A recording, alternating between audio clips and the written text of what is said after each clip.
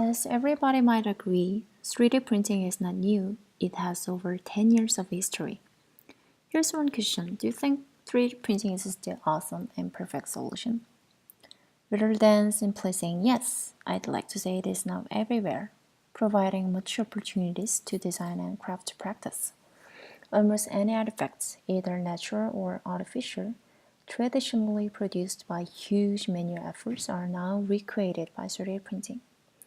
Current advances in 3D printers changes the consumers of 3D printing, from technicians and engineers to casual makers, teachers in classroom, and caretakers of people with disability. There are numbers of factors to design 3D models, and current available 3D design systems and CAD tools support such efforts by providing shape primitives, modification functions, and templates for textures. However, designing kinetic property for 3D objects is still under the black boxes, especially for novice 3D modelers. Obviously, casual makers and tinkerers feel 3D printing is still limited. On top of many reasons, 3D printed objects are static. If modelers decide to design interactive artifacts, there seems to be no available solutions for them.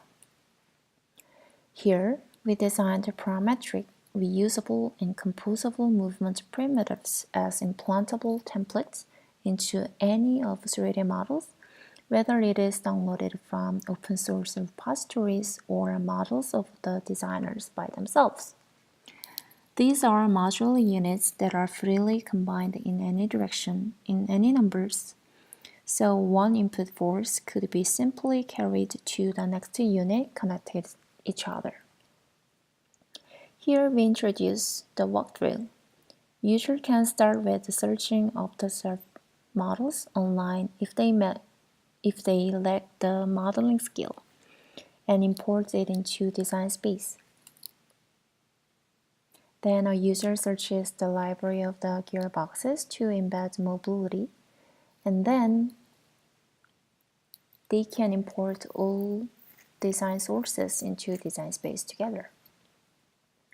After adjusting the position and the size of bounding box to segment the 3D model, a user now can invoke an implanting function to generate a new printable 3D model. Finally, a user prints in different scales by changing parameters of the gearbox. These gearboxes are to be embedded in any of 3D models. To do so, gearbox unit not only includes solid geometries to create mobility mechanisms, but also includes ghost geometries to create empty space inside the model. This is for inserting such components and making it function perfectly without collisions with existing meshes. Also, the internal mechanisms for each unit are designed to maximize the movement effects given the unit space, but also to keep the printability of the mechanisms. For example, if the cam's radius is the longest given unit size, it might stuck and does not proceed to rotate or might not be printable. But if the cam size is too small, the effect of moving the object connected to the top might not be appreciated by users.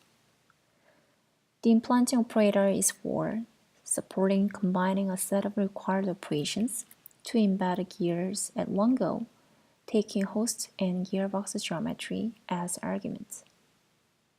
Once a user invokes the implanting function, it conducts geometry operations in sequence, step by step, to avoid collisions between solid meshes.